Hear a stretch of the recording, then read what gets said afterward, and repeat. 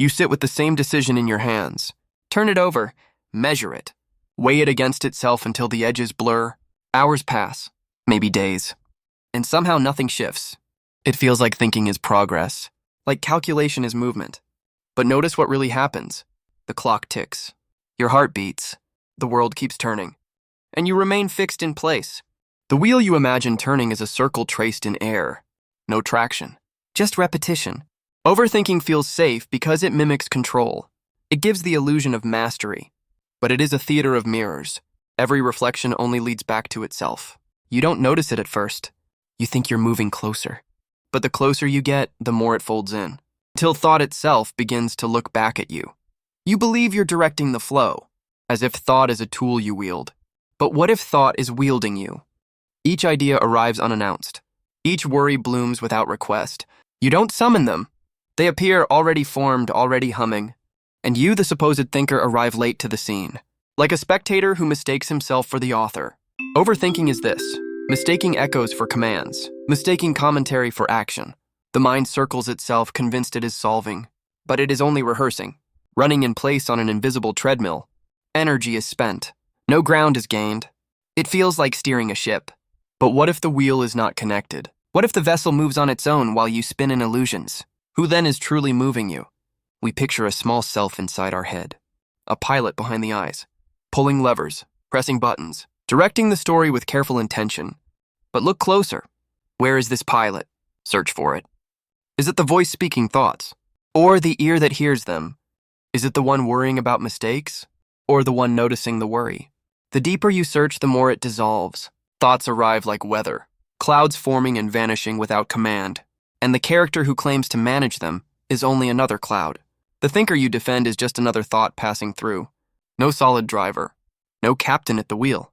Only appearances flickering. The you who tries to think your way into progress is smoke. A role played on repeat. A ghost mistaking itself for the hand that moves the pieces. Signals from neuroscience suggest something unsettling. Before you decide to lift your hand, before you choose between tea or coffee, the brain has already sparked the process, milliseconds before awareness. Choice is born, and only afterward do you notice it. Overthinking enters here. It clings to echoes. It narrates what is already underway, like a commentator pretending to control the game. Thought analysis feels powerful, but it is often postscript. The decision was already seated. Action was already rising. The storm had already gathered before you described the clouds. This is why overthinking paralyzes. It edits drafts that have already been sent. It replays films that have already ended. Progress does not come from rehearsing what already exists. It comes when movement is allowed to complete itself. Without the endless review. Maybe progress isn't something you manufacture. Maybe it is the current of life itself. When you overthink, you mistake the map for the territory. You polish the drawing while the landscape changes without you. The universe does not wait for your permission. It unfolds regardless. Stars are born without blueprints. Rivers carve valleys without planning. And yet you hold your breath, as if the cosmos cannot move until you solve the riddle. What if progress is not made but noticed? Not forced but revealed. Every step forward is less a victory of calculation and more a surrender to momentum already present. Your role is not to micromanage the flow. Your role is to allow it.